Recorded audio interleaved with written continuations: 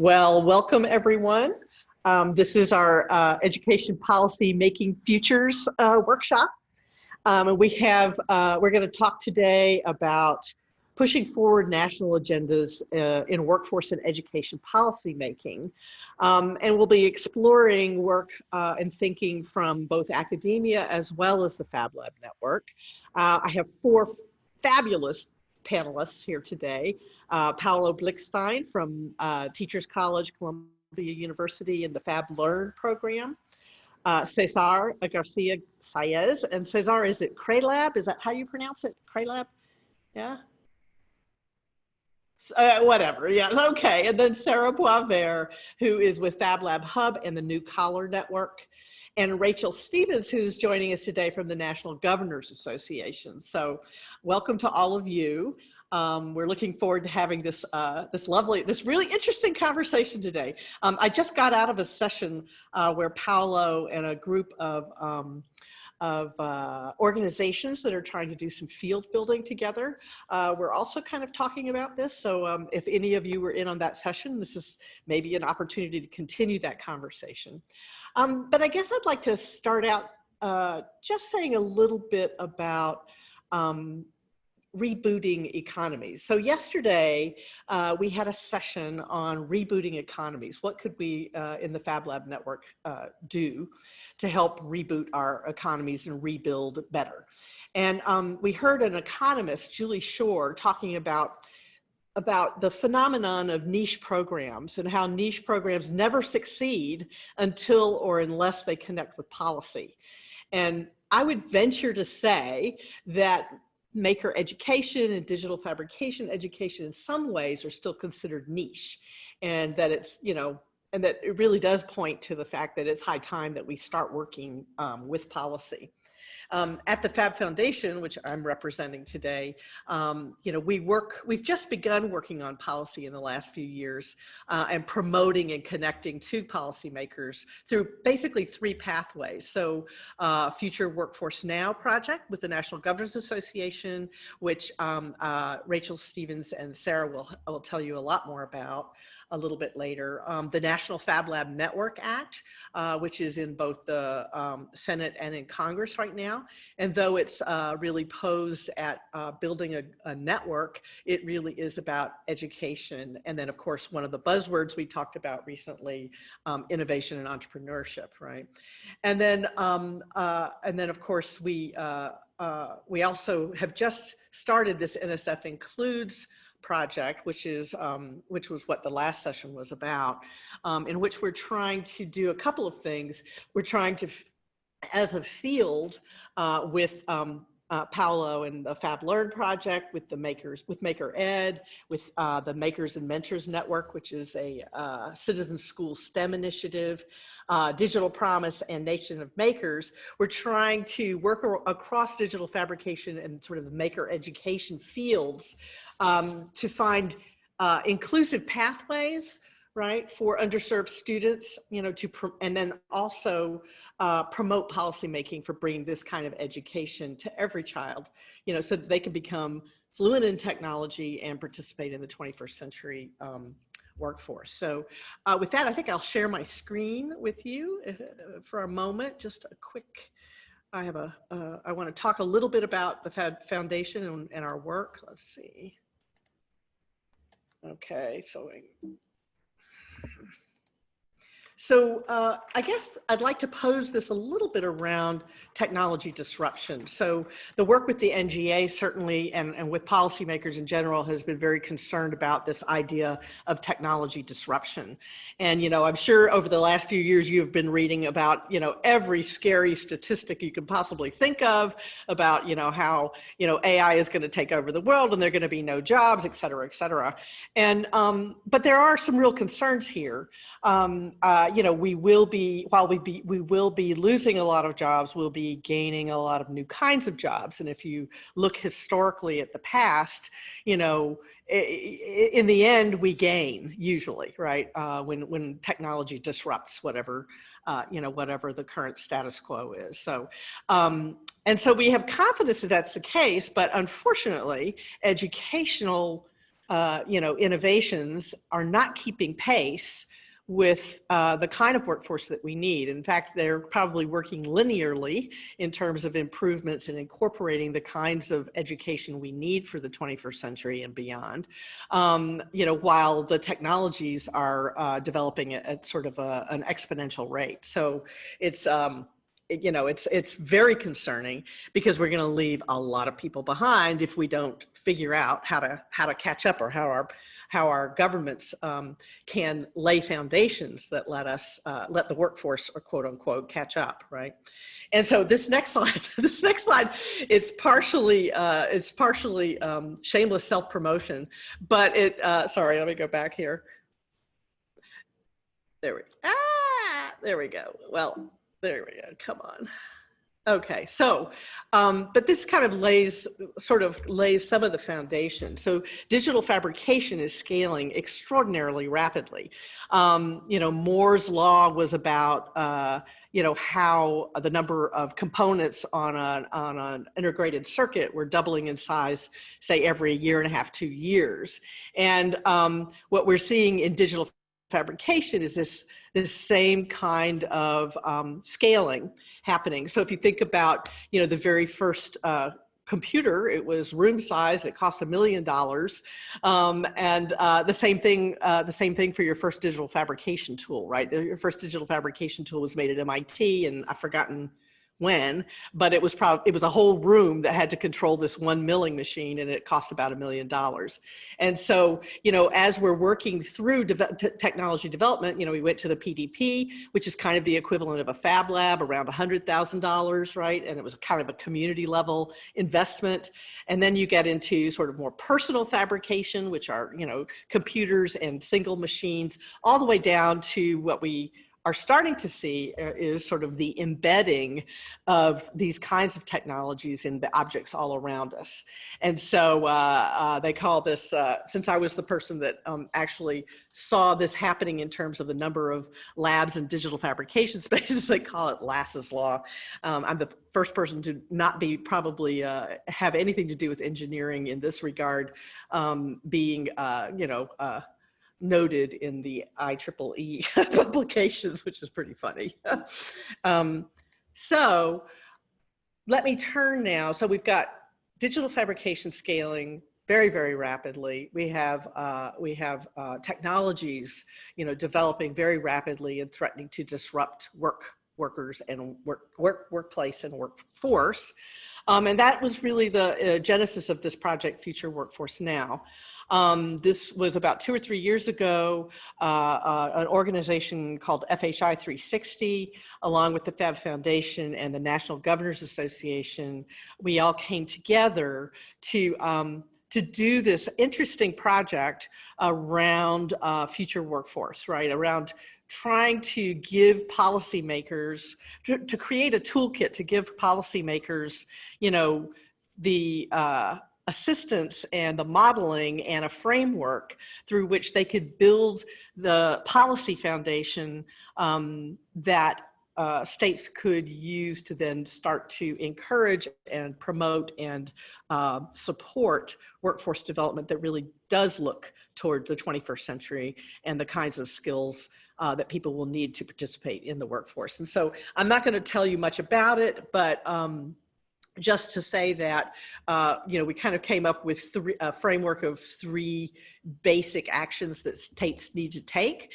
And one was to build, ecosystems, in essence, that promote lifelong learning, and that you innovate teaching and learning models very quickly.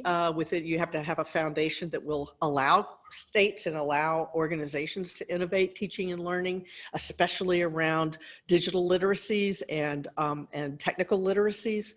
And then thirdly, to increase investments in comprehensive supports for lifelong learning. So, how do people, take time off from work, or how do they get to and get paid for,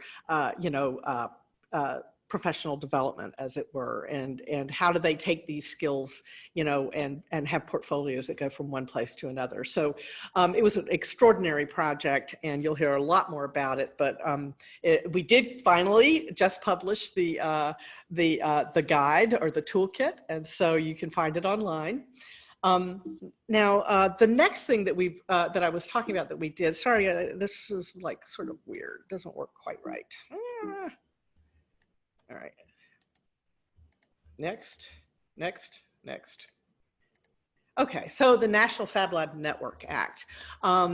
This is a bipartisan bill, both in the Senate of the U.S. Senate and in Congress, which basically tries to say that, or tries to establish in the national interest, our having fab labs and makerspaces, or digital fabrication spaces, in every congressional district, So like one for every, you know, 700,000 people. And, you know, we've grown as a network, all of us, makerspaces and fab labs and hacker spaces, et cetera. We've grown to the fact that we're probably almost already there, but we need kind of a more coordinated approach, and we need funding, and we need for the country and large government agencies, et cetera, to really understand that this is in the national interest. And so that's what this act is about. And we've introduced it several times, and it hasn't gone very far, but we're learning. And now we're kind of in a grassroots campaign to, you know, have people in states go directly to their senators and their congressional representatives and promote this on behalf of all of us, right? This kind of education and this kind of approach to community innovation. And it is a public-private partnership. The first organizations that really have invested in this are Chevron, through a $10 million grant over 5 years to establish like 15 labs in communities where they operate for STEM education. Dassault Systems SolidWorks is doing this, and also GE, the GE Foundation has invested a lot in, especially in the Boston area. And so that's pretty important.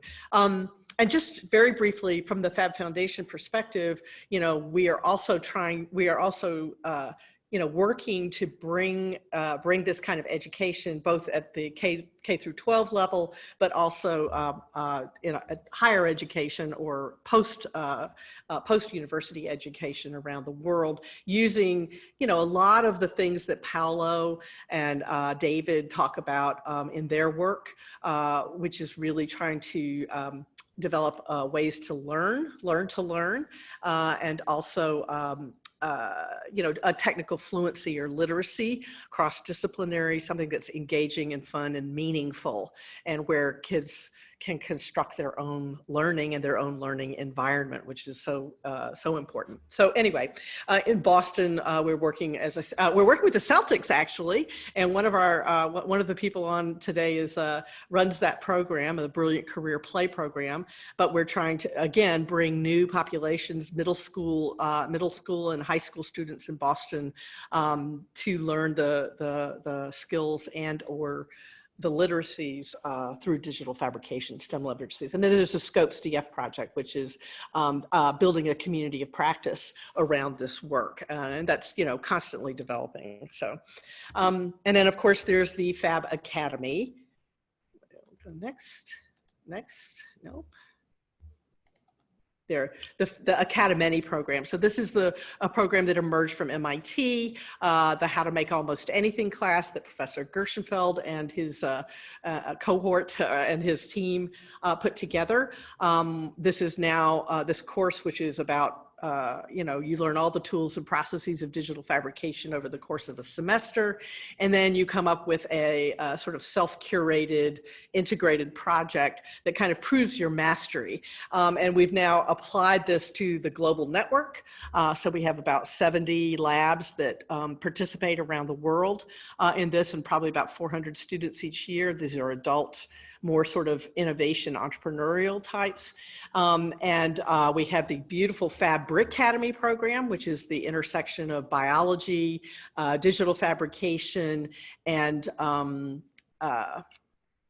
design, right? And it's really aimed at the textile industry to kind of see if there are ways that we can improve and innovate in that terribly polluting and very very static kind of industry. And then, of course, now the most recent is the Bio Academy, or how to grow almost anything. And so lots of interesting work there, trying in all of these ways to apply a lot of what Seymour Papert talked about to learning in the world. So that's what we're doing here. It would be my great pleasure right now then to introduce you to our next panelist, Paulo Blikstein. He's an associate professor of communications, media, and learning technology design at Columbia University Teachers College. It's hard to, he's a rock star in this business. He was inspired by the work of Paulo Freire and Seymour Papert, and he works on technological tools to improve the learning of science, engineering, and mathematics, and so much more. So Paulo, please talk to us a little bit from your perspective about your work and about how it applies to policy. Thank you, Sherry, and hello everybody. So, I mean, first of all, I have to say that when I was a student at MIT, I was in the first Fab Lab ever. I was a student there taking Neil's class in the early 2000s, and it was really quite a transformative experience for me. I was a student of David Cavallo, who is also here in this room, but and I was working in this extended group at MIT that was doing work with Seymour Papert and in many different places around the world, and it was really then that I realized the immense power that those kinds of tools would have for education. And then a big part of my work since then has been around taking those kinds of tools to schools and to kids. But, I think from my perspective, since I started, even as a graduate student in the early 2000s, for the first 10 years of the 2000s, around from 2000 to 2010 approximately, I mean, the progress in this was very slow. Slow for kind of it compared to what it is now. So, we were going around the world doing workshops and talking to policymakers, talking to school principals, teachers, and all of that. And everybody was like, oh, this is great, but we're not ready. We don't have money. We don't have, enough support to go to funders and get this going on a larger scale and all of that. And definitely, I think around 2008, 2012, more or less around that time, something changed. And now, when you talk to a policymaker and you say, I want you to do a maker education program, a digital fabrication education program, or even like robotics or coding, people are like, yes, sure. I mean, of course, even in the most kind of conservative parts of the world, people are receptive to those ideas. And I wanted to talk a little bit about why I think that happened. And I think one of the reasons is that, for the last 100 years, let's say, a lot of the ideas that were behind, maker education, digital fabrication, all of those things in education were already there, but we call them constructivist education or progressive education. And as such, they were sort of, identified with a kind of group of renegade educators, crazy people that are trying to upend our systems, and they don't know what they're doing. They want kids to be in charge of their own learning. They want kids to build and make things and kind of develop literacies in multiple kinds of things. And that was crazy talk, not until, until recently.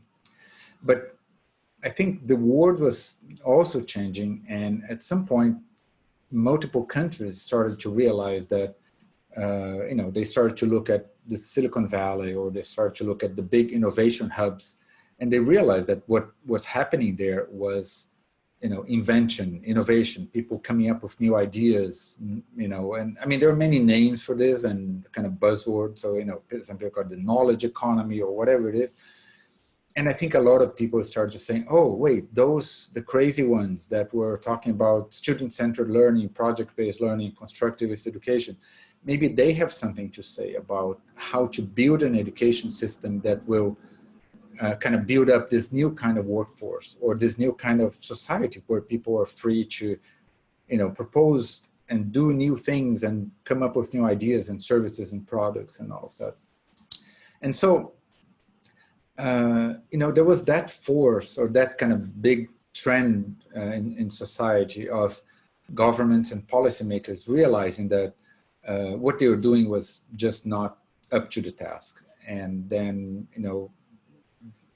the crazy ones became, in a way, the people they would go for and ask for help to design those kinds of things. So I think in that context, the Fab Labs and maker spaces and all of that, they started to become more part of the mainstream.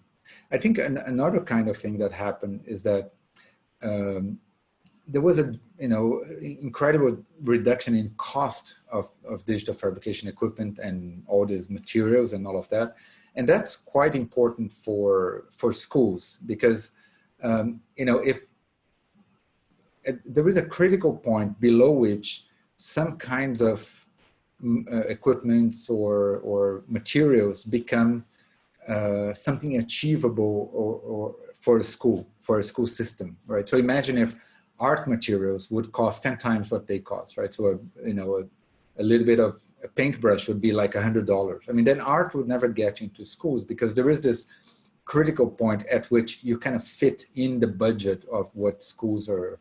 And that happened with digital fabrication. We had this 100-fold, 2 orders of magnitude reduction in cost and all of that.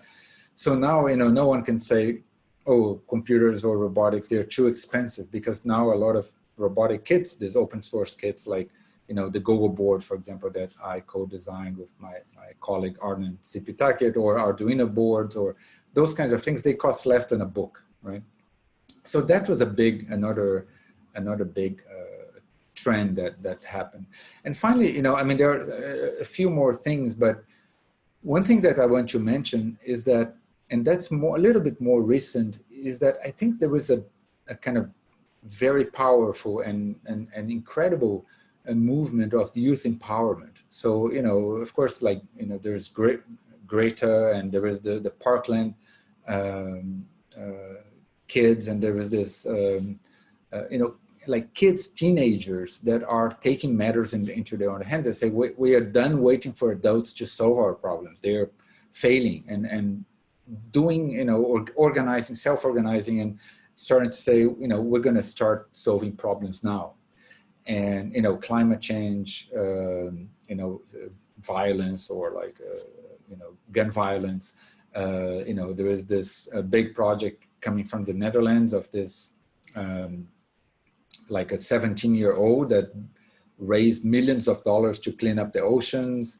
And there are lots of things coming, in Africa, in Latin America, and all of that. So I think there is also this sense of, young people become a bit fed up with adults being, messing things up, and saying, we want to, do something different. We want to start solving our problems, taking things in our own hands, and we want a different kind of education. We don't want to just sit for like 10 years doing worksheets and all of that. And I think they're demanding from teachers, from policymakers, from parents more than what we used to offer to them. And I think that's great news. So, just to wrap up this piece, I think a lot of those trends are, pointing to very big potential changes that 10 years ago, if you follow education reform and all of that, would be unthinkable. So I think that's the great news. The part that's a bit more complicated, I think, is, the challenges that we have ahead. So I think we have a few, and we should, think about them. I think one is a mindset that is a little bit too much about kind of the job market and the economy and this kind of international competitiveness, you know, and we need to beat these other countries, so we need more engineers, so let's put makerspaces and fab labs in schools and all of that, which, you know, I understand that for policymakers, those kinds of things are important. But I think, you know, we need to kind of also incorporate into those concerns about the kids themselves and literacies. So it's not just about like, you know, using tools for because you need to get a job, but it's developing, you know, fluency in certain kinds of new languages or new literacies that we care about, like computational literacy, like, you know, engineering literacy, like, you know, making literacy, if you will, which, and the literacy is not just about like knowing how to operate machinery, right? It's just like text literacy is about knowing how to express ideas, how to create things, how to participate socially and in civic life using those kinds of tools, right? So today you can imagine that someone who doesn't understand algorithms or how they are created cannot really participate in civic life, because a lot of the civic participation is,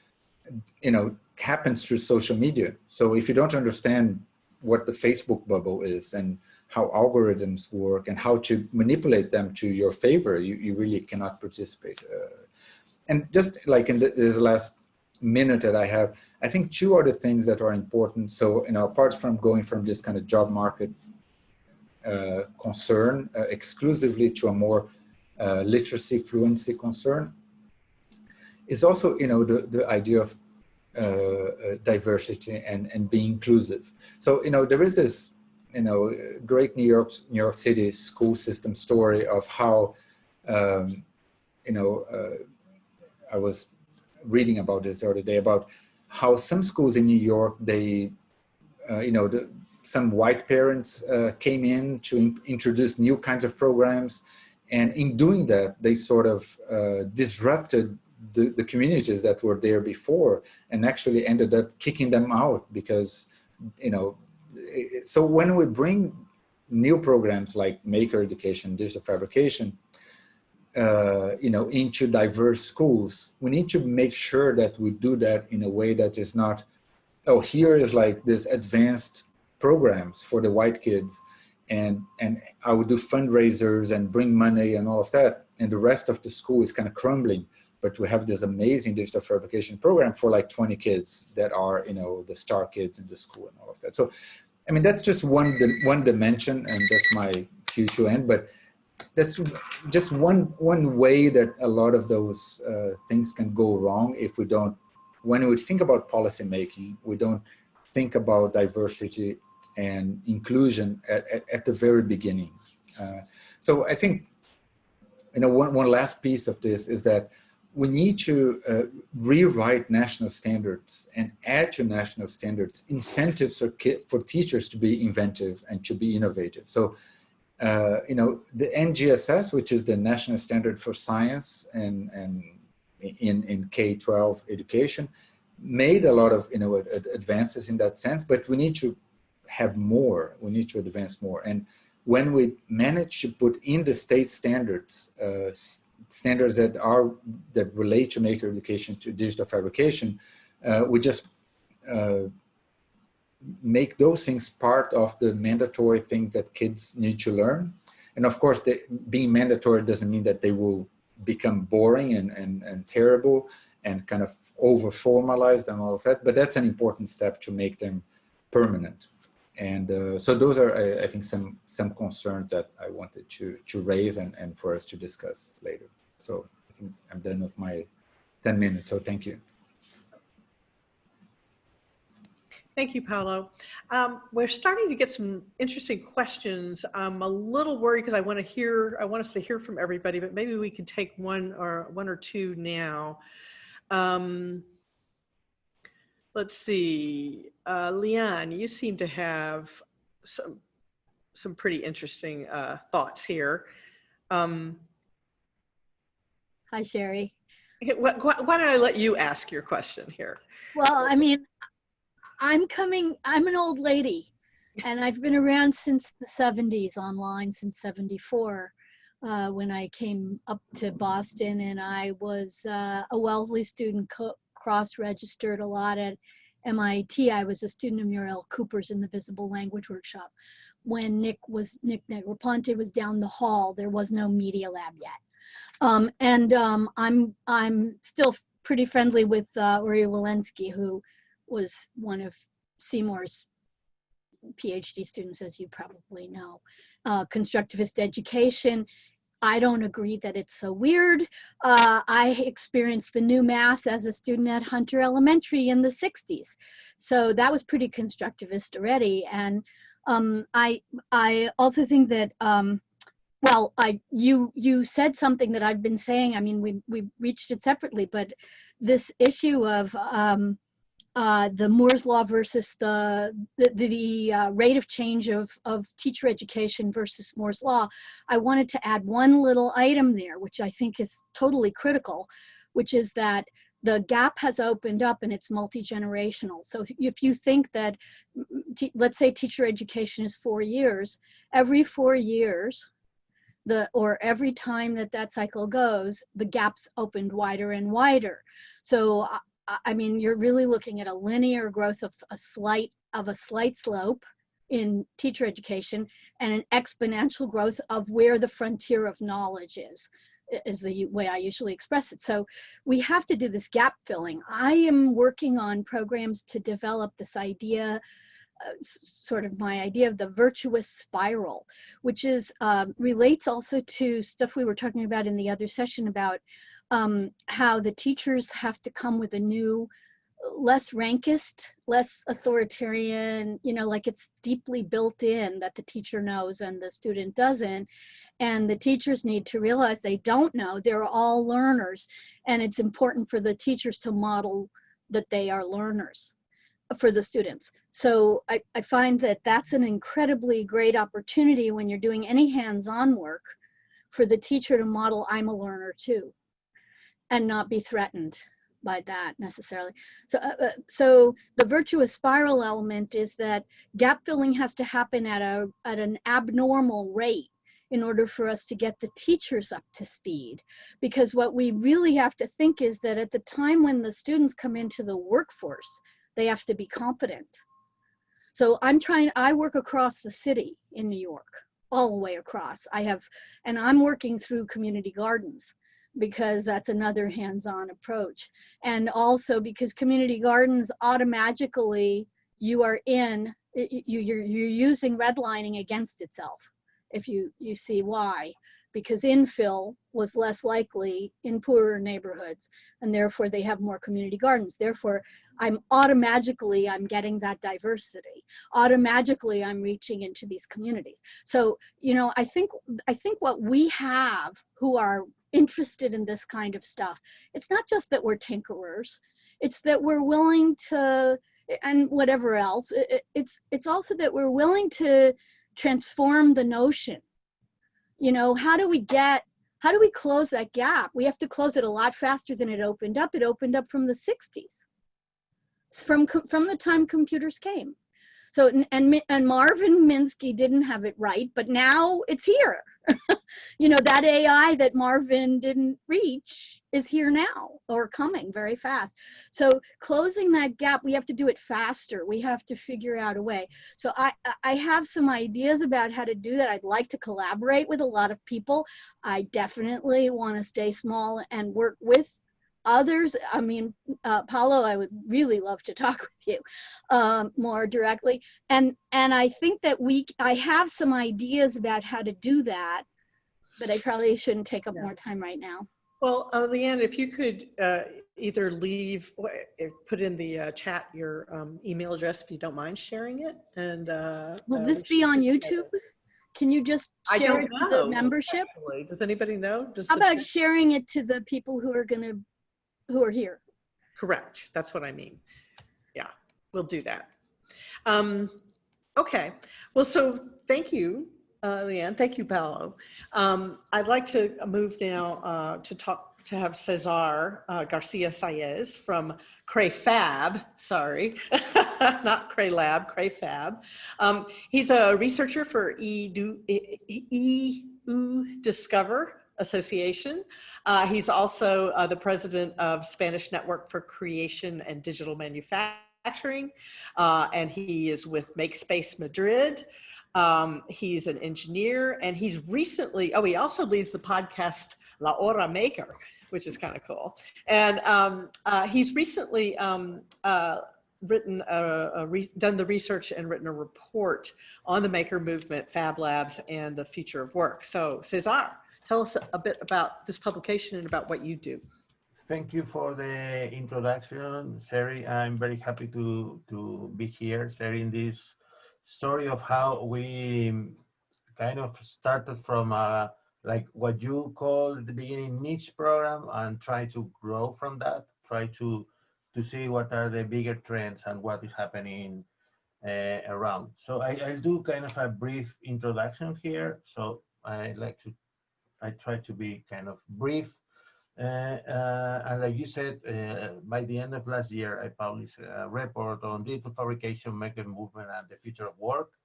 So I'd like to introduce how we came with the topic and the idea. I'm going to set my timer as Paulo did. I think it's a great idea. So we kind of just go on time. Yeah, when we are talking usually about this topic, I have been involved for the last 10 years mostly.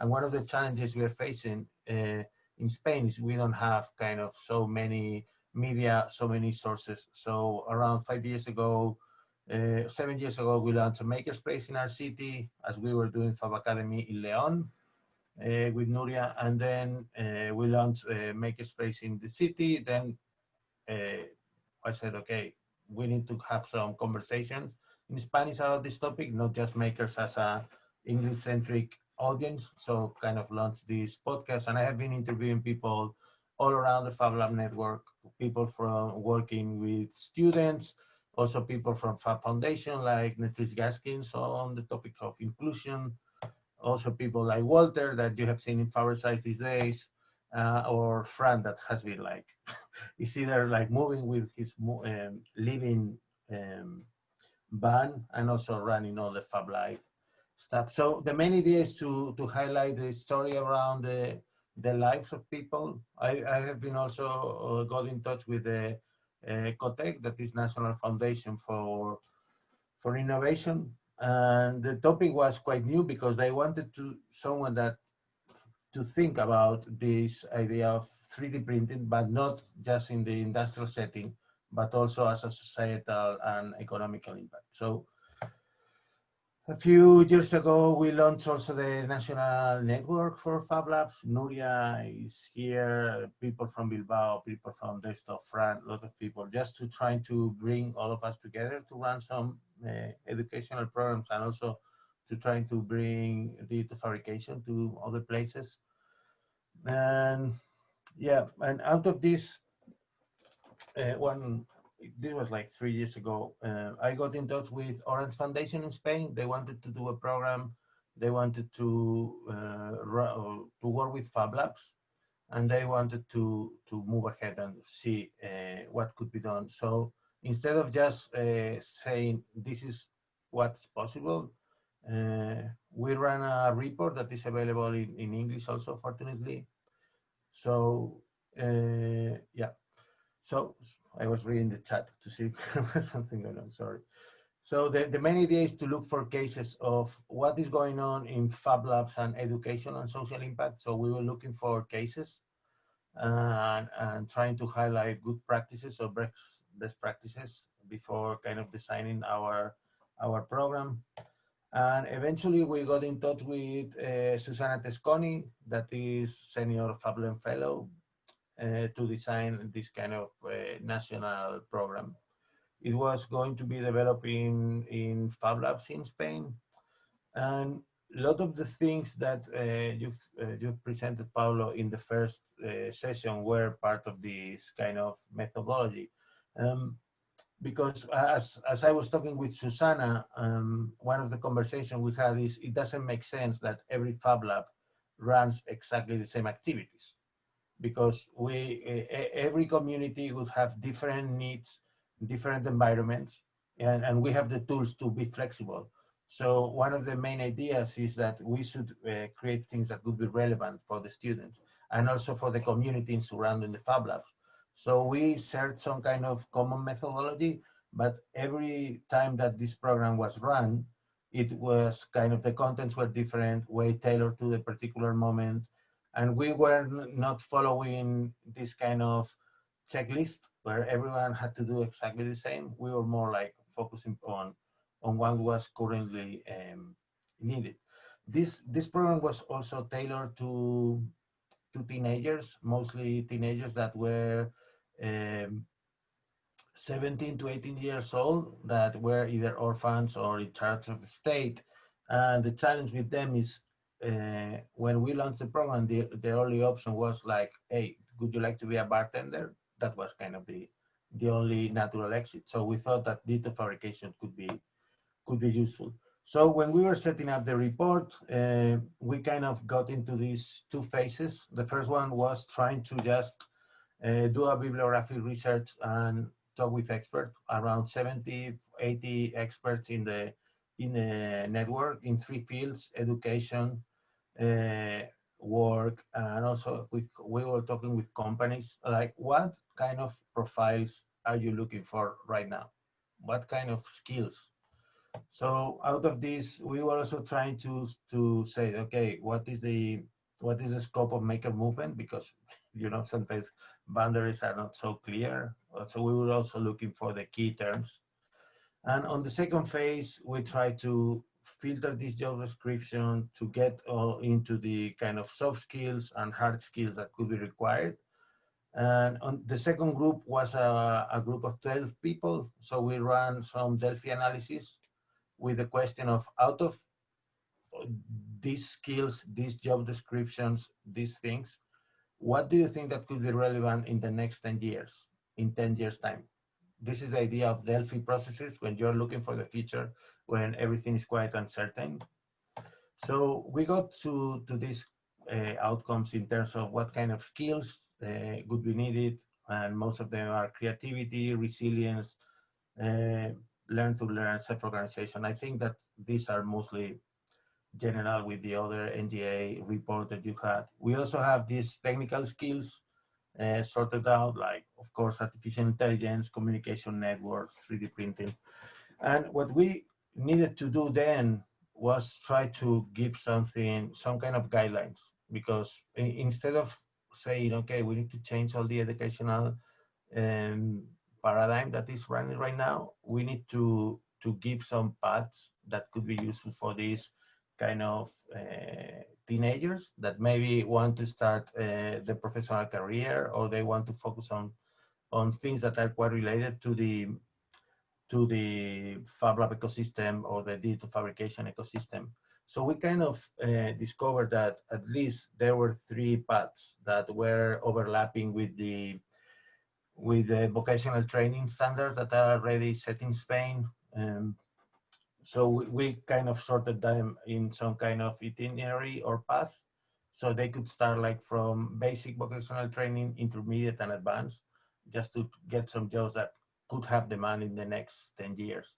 So we got this mechanical fabrication, computer science and networking, and electronics as three given paths that could be taken right now. And in terms of the insight, we also discovered that so far, for example, 3D printing is not offering any vocational training in Spain at all. Only just one center was offering them as summer courses. But we also, one of the questions we had is like, okay, 3D printing is an opportunity, but also it's a work that can be automated.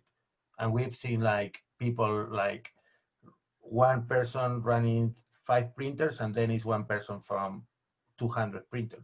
So what is the demand? And we also had this conversation with most people about this idea of maker jobs.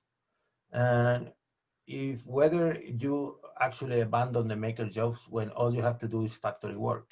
I mean, if you're setting like a 3D printer company, okay, you need some people skilled to do that, but maybe there is not that much creative skills anymore involved. It's like more like following the guidelines. So we also had this conversation about the when this maker mindset or exploratory processes like run dry, and then you get into 1, 2, 3, 1, 2, 3, doing the same things all the time. So in terms of how could makerspaces help, we think that, for example, in vocational training, there is something called dual training, where people just go to companies to work, but for the most basic levels, there is no dual training. So they're like left on their own. So we think makerspaces could be a place to connect with other people and also discover other skills. We also think that we have seen that some of the companies are already running labs, but for these teenagers, it could be really hard to get into one of these, because we have conversation with them, and it's like, you are Airbus. Are you looking for people with maker skills? Oh yeah, of course. And what else do you need? Oh, it's an aeronautics title. Oh, okay, it's like these skills are something on top of your regular degree, not something that they pick you up for this. And yeah, there are a lot of tensions that I think this is kind of my last slide, and I was talking about this. One could be whether these Fab Labs are workspaces or hobby spaces. There is a lot of mixed use. I think it's positive, but some people are really concerned whether the Fab Lab or the makerspace is just a place to do some kind of freelancing work, and what is the place for exploration. We also think that there is this tension about education as a tool for professional development or personal development, or both, whether should the focus. Yeah, we also feel that there is this chance of, there are a lot of people in the spaces that just go there to learn and to connect with other people and enjoy. And they fear that if the focus is super hard on just getting job skills, other things should be left out. So yeah, you can get if you want to get the report, I will just paste it on there. It's kind of open source, open license. But yeah, that's it for me. Awesome. Thank you, César. I've read the report, and it's really quite interesting. So I highly recommend it. I would like to, because we're going to run out of time if we're not careful. So I want to introduce the next panelist, who's Sarah Boisvert. She was the co-founder of Potomac Photonics, sorry, which is an ultraviolet laser and machine tool manufacturer, where she served as CEO. And you know, since that time, which was quite a while ago now, I guess, she founded Fab Lab Hub, which many of you may have heard of, and she's established a few labs out in Santa Fe, Fab Labs for education and workforce development out in Santa Fe. And she also wrote a book a couple of years ago called New Collar Workforce. And she has put together a network and a sort of a new badging system around workforce skills and workforce development. And this network is called the New Collar Network. So Sarah, tell us a bit about your work. Sarah was also one of the primary researchers for Fab Foundation on this National Governors Association project. So take it away, Sarah. Hello, can you see my screen?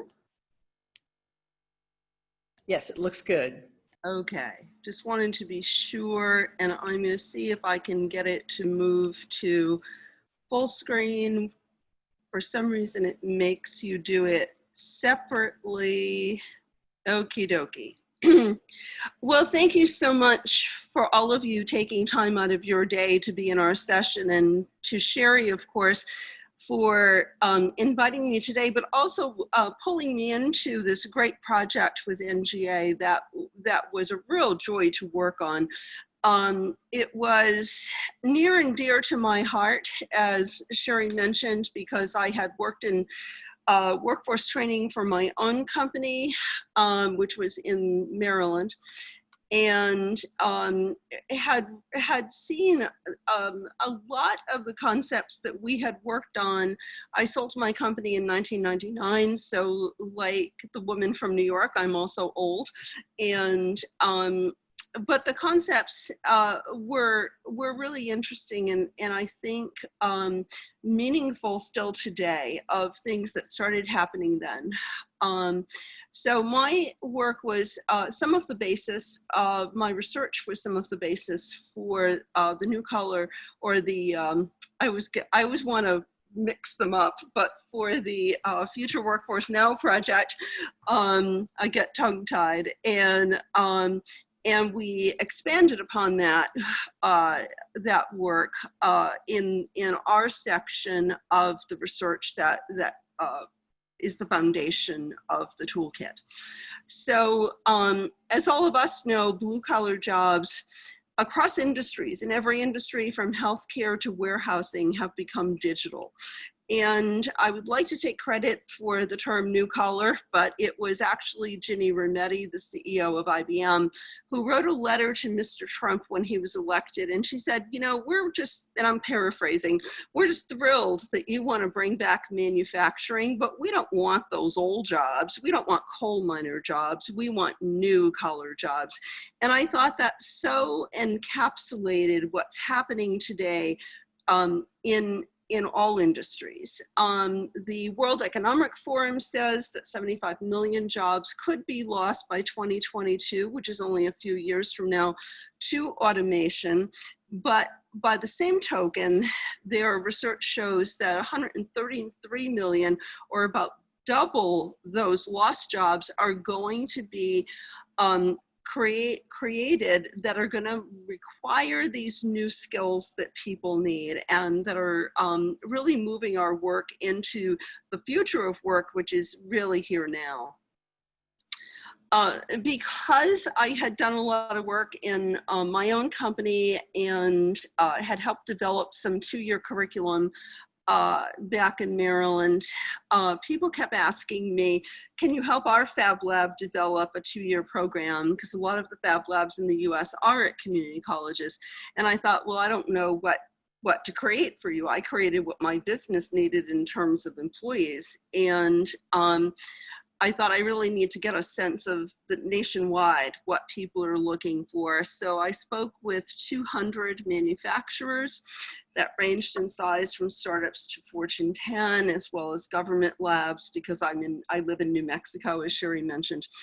And I started to look at what are the skills that the employers need. And the number one skill, which should not surprise any of us who are in digital fabrication and Fab Labs, was problem solving, hands-on experience, being able to actually do something and make it happen. Of course, digital and computer skills. Tops was predictive analytics and CAD design. And also 3D printing, of course, kept coming up because it was a new area where people did not have historical knowledge within their companies of how to actually run, and as you can see from the bottom picture, repair a 3D printer that had failed. And what I started to realize was a couple of things. One is that we really are becoming cobots, and we are collaborating with the machines. The machines don't run themselves, and certainly while there will be fewer people perhaps in a warehouse or on the factory floor, we still need people who can design, program, and of course repair the robots. If you've all seen the funny YouTube videos of the robots not doing what they're supposed to do, those people are going to be in great demand. And I really believe that, of course, it's humans who innovate, that the machines are going to be doing the repetitive, boring, unsafe work, like working in the coal mines, and it's going to be the humans who are really taking the lead on innovation. And so another of my takeaways from the research was it was really trained people that are the key to this digital transformation. And what I kept hearing, particularly in the 3D printing comments, was I'd really love to buy, you know, that fancy 3D printer, but I haven't got anybody to run it. And that seemed to be a theme that kept coming back. I don't have anybody who knows how to do predictive analytics. I don't have anybody who understands how to design in CAD so that we can laser cut something. And it jumped out at me when I got done this research that what they want is what we really learn in Fab Labs, and that the skills were beyond the technology and were really about the kinds of things that like problem solving, authentic problems, critical thinking, and everything that we do naturally.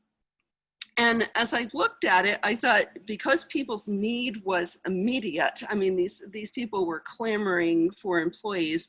And even though right now the unemployment rate in the US is very, very high, there is still demand, and I'm still hearing demand from employers for people who can employ these kinds of digital skills. And I started to look at it and thought a 2-year degree is taking too long. People are looking for skills, they're not looking for degrees, and it seemed like digital badges really were a great answer to that conundrum. And so a group of Fab Labs, a couple are here. I saw that Fab Lab El Paso and Fab Lab Tulsa and Fab Lab Dallas are in the audience today, and also some community colleges and makerspaces came together to develop some programs to help enhance these new collar skills that are in high demand. And we stole Jenny Vermetti's wonderful name and took on the name the New Collar Network. We're a collaboration between industry and academia. Our board of directors mostly comes from industry, and we work very closely with a number of nonprofits and institutes. America Makes, the Additive Manufacturing Institute based in Youngstown, Ohio, as well as a number of colleges throughout the country. Our digital badges, for those of you who don't know, I'm going to be really quick on this, are a platform that was developed by IBM and Mozilla, and it is a secure platform that ensures that the person who actually says they have attained the skill does have it, and we have to adhere to international standards that a committee organizes. The badges really are important in terms of currency, and so to the student and the employer, there has to be real currency in the badge, and that was partially why I wanted to form the North American Alliance, because it seemed to me it would be much more powerful to have a badge from a group that had vetted the curriculum, had vetted the materials, and that was administering the badges and issuing the badges, rather than it just being from some, little college in my little town in New Mexico.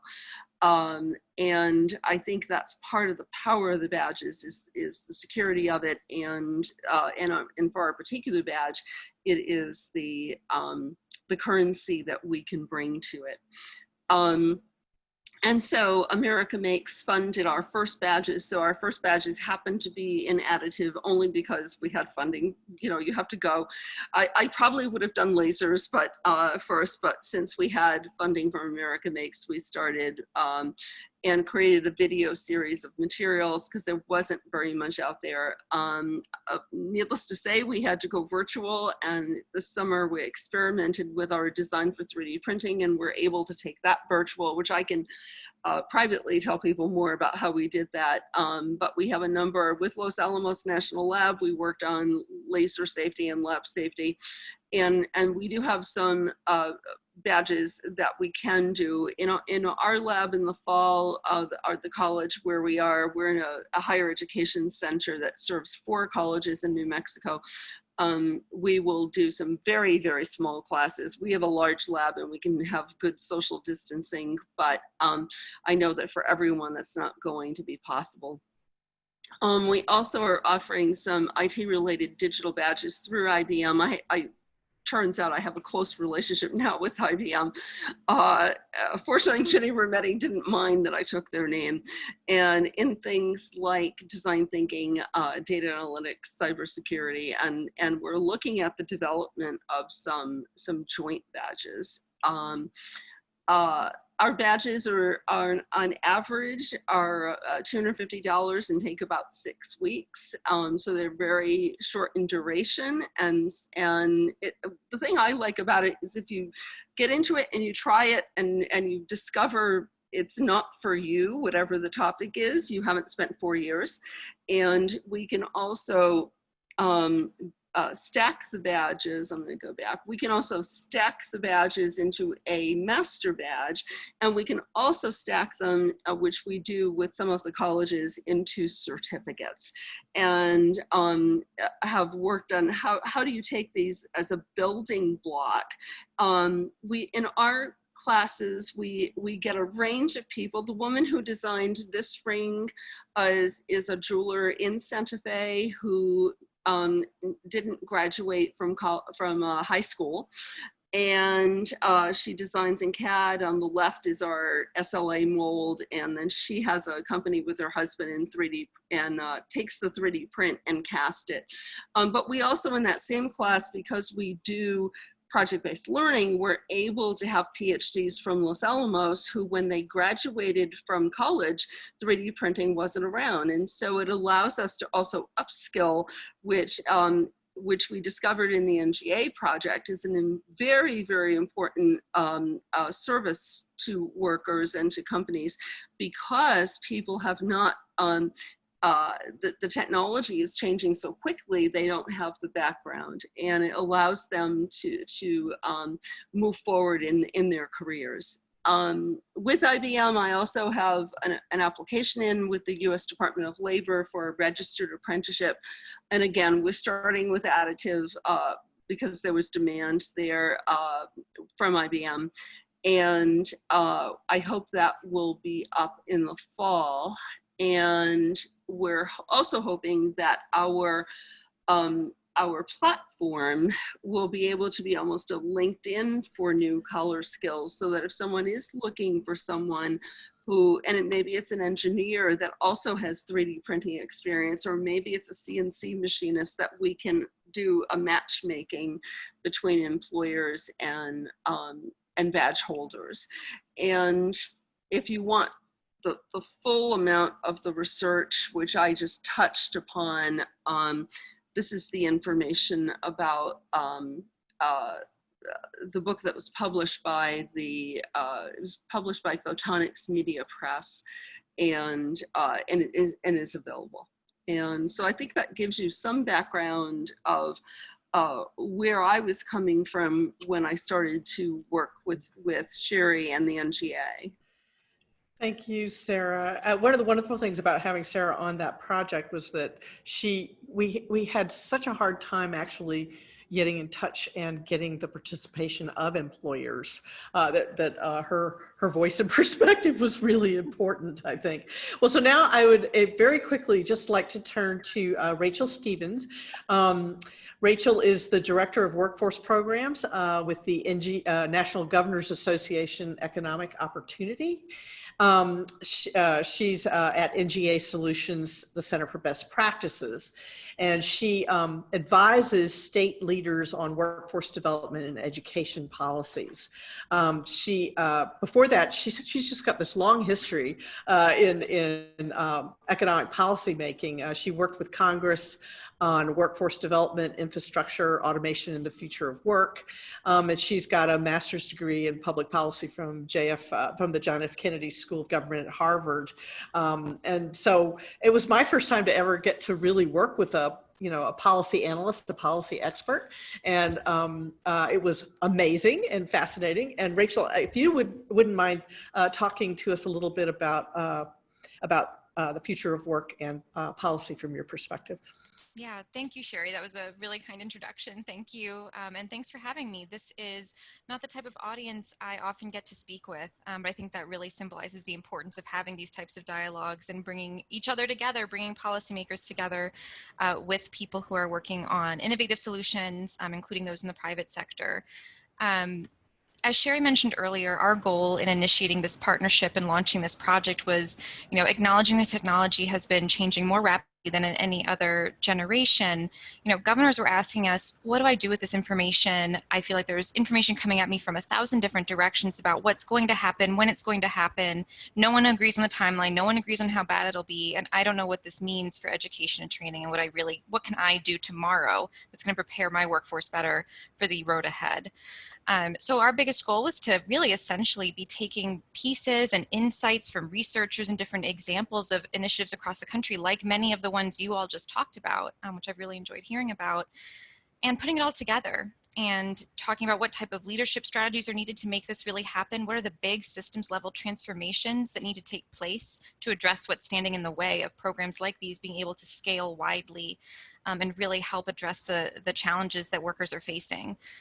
We did all this pre-COVID. We thought we were going to release this in early to mid-March, and we all know what happened around then. And so it really changed the game for us, and we decided to hold off and kind of see how things started to shake out. And what we've seen is that COVID-19 has only made this work more relevant and more important. So I think, tying this conversation we've had together, I think a lot of people are certainly concerned that, this looking at the long road ahead, looking at these longer term trends is not going to be a priority. It'll get lost in the conversation because we're in a recession, because we're not even on the path to recovery yet. We're trying to stabilize our economy right now. I think we view this and the work that we've done, the recommendations we've put together, as being even more critical at a time like this, because we know that policymakers need to be implementing solutions that are going to fix problems now, address needs that people are facing now, but also position both workers and their education and training systems themselves for long-term success to address a lot of these longer-term disruptions. So as far as some of the findings from our work that I think are just even more relevant now, we certainly understood that even pre-COVID, Americans were very worried about their jobs being automated away. And right now with COVID-19 and this, shift in emphasis away from face-to-face contact and a lot of business shutdowns, employers are really starting to talk about picking up investments in automated technology, especially in fields like retail, food and beverage, logistics, delivery services, and amid national conversations around racial equity and inclusion that we're certainly having in this country, we have to call out the fact that a lot of the most at-risk jobs and the jobs that are now in even more peril tend to be low wage and are disproportionately held by people of color and new Americans. And this is something governors are really facing head on, especially in the new context that we're all really, having a very public dialogue about.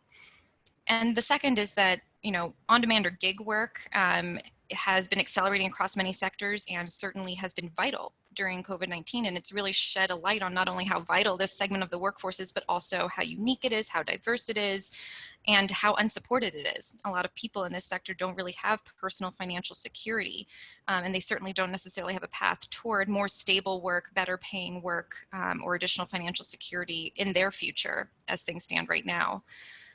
All this is happening in the context of workers being asked to use technology in different ways that they didn't before to conduct their work. And that's happening. I mean, we thought this was several years out, and it's just happening even faster now. I think someone else said the future of work is here. Look at us having this conference on Zoom. It's really just highlighted that foundational digital literacies and skills will make workers better able to be flexible and learn in changing environments, whether it's because of something like what's happening right now, or whether it's because of what we thought it would be, which is just the continuing evolution and increasingly rapid evolution of technology in the workplace.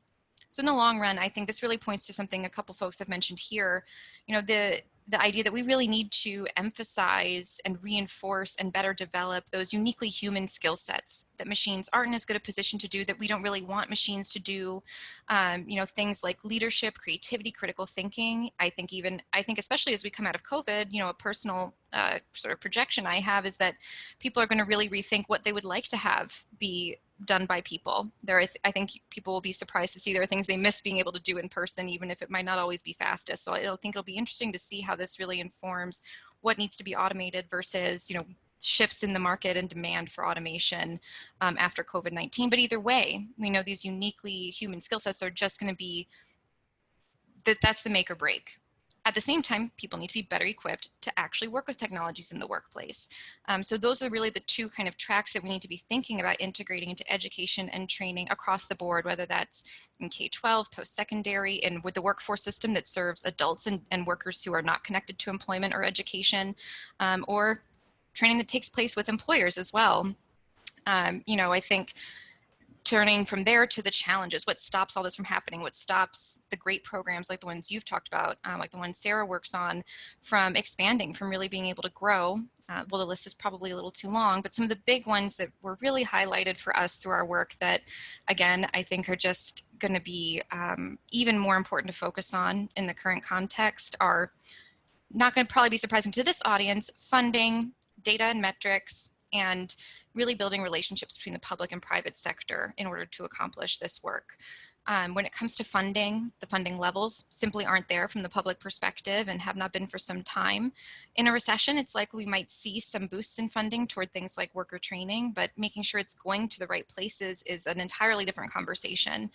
A lot of the funding that's available now isn't particularly flexible, and a lot of the different funding streams don't really communicate with each other very well. They have different metrics, different performance standards by which they're judged as being successful or worthy of future funding, and none of those metrics talk to each other. So they're working with different goalposts, and we can't make an apples to apples comparison across different programs to say, okay, what's working best and how can we make sure we're investing the right way? So one thing we definitely talk about in this guide are ideas around how to shift metrics and funding toward things that are really focused on the outcomes that workers experience, things like wage gains, job promotions, job matching.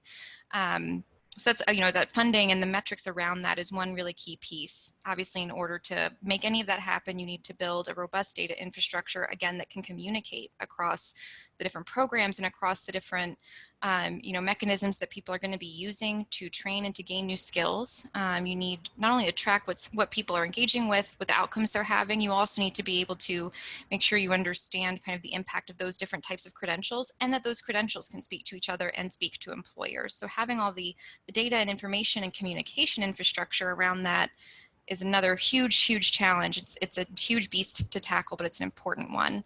And finally, the public sector and private sector need to have strong relationships in all of this. We've started to see really promising practices around industry collaboratives coming together to inform local workforce development needs.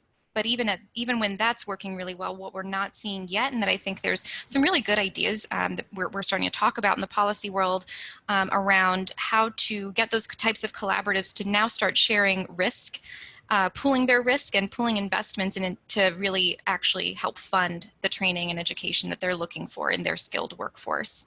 So from a policy perspective, those are a few of the biggest challenges that we start to address in our guide. There's more, certainly, but you know, finally, as far as some challenges that we are working to address in the guide, one I really want to emphasize that I'm really proud of is we also brought the need for better supportive services into the workforce development conversation. The conversations often happen pretty separately. Human services and, you know, supports, welfare systems, et cetera, operate in their own bubble.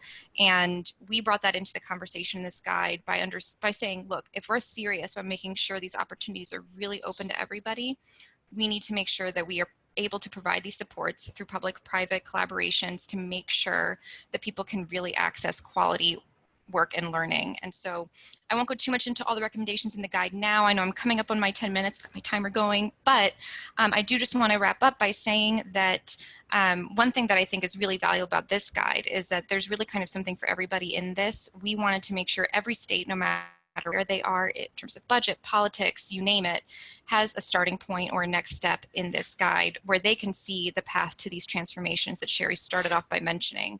So I'm sure we'll talk about them a little bit more, but just as far as, you know, developing that ecosystem that promotes lifelong learning for all workers, making sure we're scaling innovative teaching and learning models that can really close the digital skills gap, and increasing investments in those comprehensive supports I just talked about that'll really enable more equitable access to these types of opportunities are really some of the top priorities that we are now starting to work with governors. You know, as an output of this wonderful work we got to do with the couple folks on the line, we're taking this on the road, so to speak, and starting to work with states around how to build this into their recovery strategies so they can be poised, not just to rebound faster, but also for longer term success. Wow. Rachael, that was awesome. Right to the point. You know, Rachael, it occurs to me that, you know, what Rachel's talking about is systems change, right? A rather large scale systems that are very slow moving in general.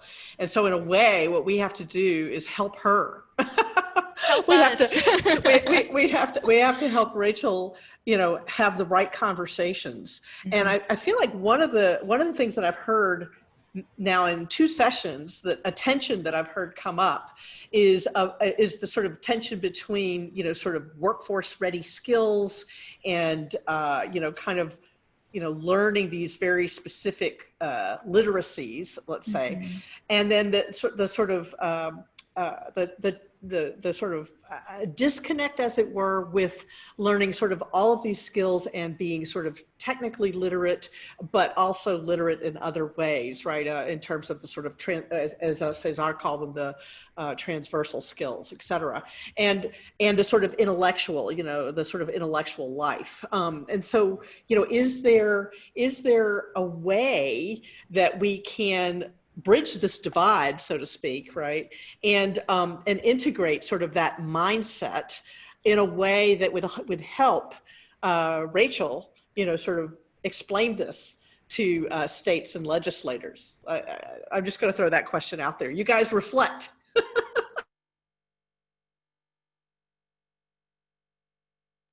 I definitely have thoughts, but in the spirit of a lot of what I just said is needed, I'd actually really love to hear from some of the other folks on here about your ideas before I share any of my own.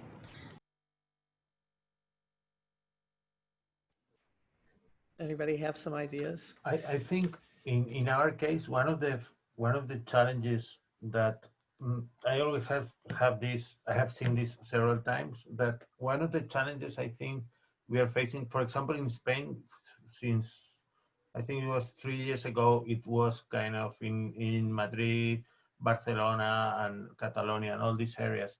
Some of the areas that has more resources, they have already created some kind of maker subjects or topics, official topics. It's called TPR, that is technology, programming, and robotics. And they have already this mindset that this needs to be a particular topic, a particular subject. And from what I've seen from other projects like Fab Lab at school, the idea should be to have this as a transversal skill, not as just one subject where you go there, do your robot, and then disappears, but more how do we integrate data fabrication with maths or with English teaching or chemistry or whatever.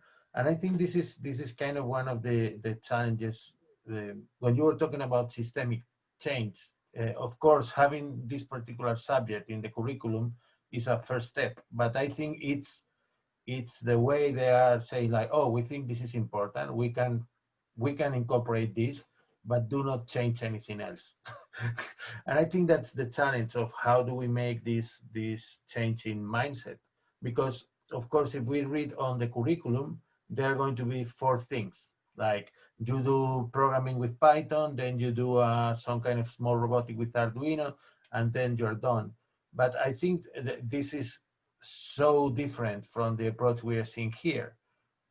I mean, where you are, because I think that's part of the problem. You won't gain creativity or problem solving skills by repeating the same thing every single year. And we even have a joke in Spain. We have a group called No More Semáforos, that is like no more stoplights, because it seems like stoplight is the final ultimate learning. When you know how to program a stoplight, hey, you already know how to program things. And we said, no, there are so many things beside this stoplight you could be creating. Why do you repeat this very same thing every single year? And I think this is part of the change. How do we make the curriculum to be relevant while also covering some kind of the fundamentals? Paulo, I really do hear hear you when you say, you know, it's not just workforce skills, right? It's, you know, it's something different. And how would you suggest sort of changing mindset? What would help us change the mindset of, you know, some of the people who have the levers of power here? Oh, I think that's a great question. I think there are a few things. I mean, I think if we look at the kind of bigger picture and the kind of lifespan education and development, it's kind of, you know, hard to imagine that if you teach, like if you spend 15 years in school learning in a certain way, and then when you're done, people say, oh, now you're going to have to be creative and change careers every 5 years and do all this, you know, complex like stuff and learn new skills every few years and all of that. I mean, I think it's something that has to start very early, right? But to start very early, I mean, the big mindset change, I think, is to change a little bit the way we think about metrics and how we measure education, right? So there is so much in policymaking circles that's around test scores and this kind of, you know, testing and ranking and focusing on, like, you know, math and language skills, the very, very kind of basic language and math skills. And there is a whole system built around it that is sort of an industry, right? There's the testing industry, there's the people who produce the materials and all of that. It's very hard to break. And I think one point is, how do you make those kinds of, you know, things we're talking about, you know, more creative work at school, more, you know, inventive work and all of that. How do you make that part of what policymakers take seriously, you know, as seriously as the test scores? So, you know, I'm not saying necessarily there should be like a test for those kinds of things. There are other ways of, you know, assessing systems and seeing if they are doing that kind of stuff. But I think, you know, that's one point, that we need to, you know, make progress in making our systems be measured by that kind of outcome. And then over time, you know, I mean, that's kind of, I guess, you know, economics 101. If there is a big incentive to do it, then systems will readjust themselves to do it. But while it's sort of, you know, we're operating on the fringes and as kind of, you know, outside of the mainstream, because there are no real incentives for education systems to change in that way, I think it's kind of hard. I mean, one example is like computer science education. I mean, with all the, you know, criticism that people might have to that, but when you say computer science will be mandatory, or, you know, automatically you create the demand for researchers, for teachers, for all kinds of things, right? So I think that's an important part of policy making, and in that it's important to also make sure that you know, what's happening with computer science in many places doesn't happen to digital fabrication or making, which is people say, okay, now computer science is mandatory, so let's, you know, put it through the same factory that gave math education to us, which is the most boring way to teach math, right? So it's like, okay, now computer science is mandatory, we'll make it boring, we'll make it kind of, you know, surrounded by testing and kind of bureaucrats doing all that. So, you know, I think that's a big challenge also, is how do you bring those kinds of more creative endeavors to education in a way that will bring them to the mainstream, but not making them like traditional school stuff. And so I think that's on the side of trying to start that process earlier, so that when you get to all of those programs and when you have to do all of this, you know, new career moves and all of that, that's something you have been doing for 10 years, you know, in school. Like it's not scary anymore. Les, this is Sarah. I would just add to that you know, because I do see a lot of influence in policy making, even though it's hard to get the employers to come out for things. in our workshops, I do see that because they are the ones who are hiring people, they do sometimes get the ear of government. And I put a link into the chat that sadly it came out of the White House Workforce Task Force. And it only really mentions, although it does mention a little bit of industry, it only really mentions Ivanka Trump, who does not have a good reputation as a workforce person because she doesn't really have experience, sadly. So I was very disappointed by that. But it was driven by Ginny Rometty from IBM. And what the White House is now recommending is that all federal jobs skill requirements be about skills, not about degrees. And I think that as industry needs more and more people, and this task force was, you know, Tim Cook from Apple and a lot of big names and big employers in the United States and worldwide. And I think as those people start to need skilled workers, you know, they start to push. And I'm really hoping that no matter what happens with the election, that this workforce task force, no matter who is in the White House, continues to try to drive innovation in hiring practices. Because if you change your hiring practices, particularly at the federal level, you really start to see some changes have to happen in education, because I see a lot of resistance in education to the work that you know we're doing, because people are a little bit afraid of change. And you know, convincing them in my own school, people have started to change because they saw our program opened up so many opportunities for our kids. And but I really think having the employers pushing it will be important. Interesting. Melvin has an interesting comment, or Melvin, do you want to sort of pose this to the group? I know that we're running out of time, but it would be nice to hear. Yeah, quickly. It's just that I think that one of the things that we have to realize, and we have been developing with Scopes, is that education is with its own system. It's there, it's going to be there. And most of the time we are the 10th person coming to the school with the 15th idea on how to do reform, right? So I think the trick is to stay out of that gray area between the Common Core, next generation standards, and GEM. I mean that the digital fabrication just can't be for an enrichment. And like Paulo, like you always talk about, it just can't be that keychain syndrome, one more keychain, and you're going beyond that. And we have to be able to identify where the learning is happening. That's a key thing that we have to always keep in our mind, that we can, if someone does a walkthrough in a room where digital fabrication is happening, those same accountability standards that teachers are responsible for, you can point to them, learning objectives, those kind of things. And that's one of the reasons why we're trying to push the I can statements, because the I can statements can relate to, these are the learning objectives that we are trying to push in the classroom.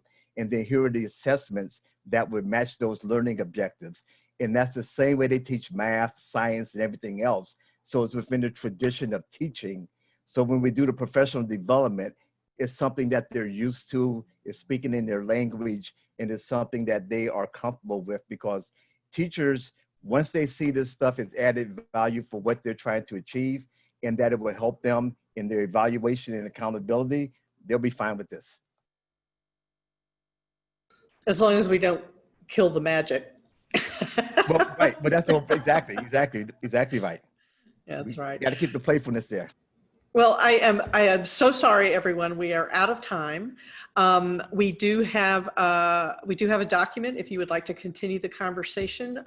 Google Doc. Put your email address in there, and also any questions that you'd like to follow up on, in addition to what's here. But thank you to Paulo, to Sarah, to Rachael, to César, for your time, and for making this such a rich and interesting session. So, and good luck to us. We're going to all help you, Rachael. Yes, please. Thank you. Thank you. All right. Thanks a lot. Thanks, Bye-bye, everybody. everyone. Everyone.